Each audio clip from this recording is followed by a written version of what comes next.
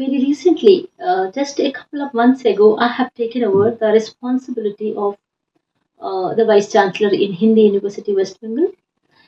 We are a language university. We cater to the needs of the various languages in the country, keeping in view the requirements of the national education policy.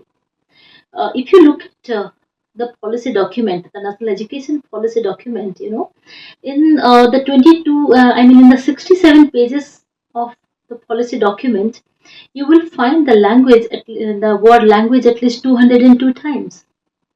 That makes it so clear that the government of India is giving a lot of emphasis on the preservation of the languages. And that is where our kind of universities come into existence. The government of West Bengal designed this university with a lot of research and giving a lot of thought over the idea that some university like Hindi University can give importance to Hindi education in West Bengal. At the same time, our prime our primary languages are Hindi, English, and Bangla. Bangla being the mother tongue of West Bengal. So these three languages are the most important languages for us in the Hindi University. But also, we have proposed a comparative world literatures department in the university. Since I taken over the position of the vice chancellor in the university, I have proposed an independent department of comparative world literatures, which may not be found in any other part of the country. The comparative world literatures departments can create 30 MA courses on the various languages of India, the 22 languages of India as approved by the parliament, and then languages, and then tribal languages, then foreign languages. With my exposure as the director of the School of Foreign Languages in Indira Gandhi National Open University, when I was working in IGNO for past 18 years, I'm trying to take that experience of being the director of the Department of Foreign Languages and also a professor of English at IGNO. I have that kind of exposure to various languages. In the Hindi University, where I am the Vice Chancellor now, I'm trying to create MA courses in at least six foreign languages, where we can have a collaboration between international languages and Indian languages. Also, I'm a folklorist. I have designed the country's first ever MA program in folk literature with near about 20,000 pages of print material.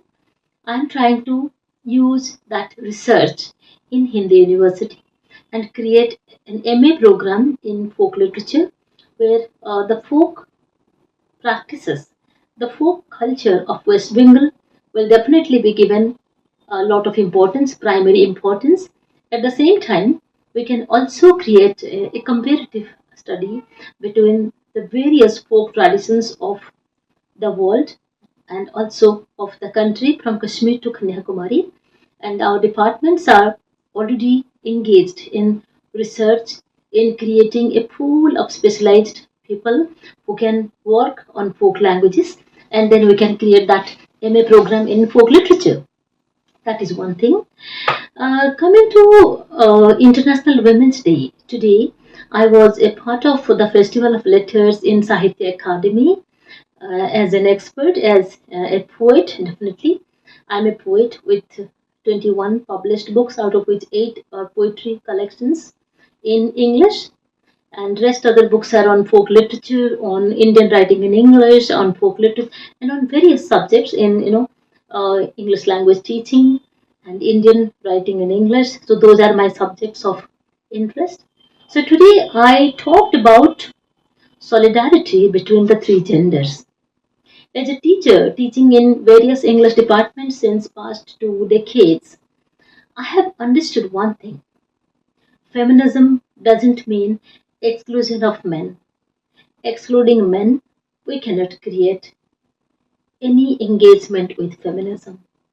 When it comes to gender studies, we have to take all the three subjects into consideration: feminism, masculinity studies, queer studies. queer, LGBTQ, the third gender.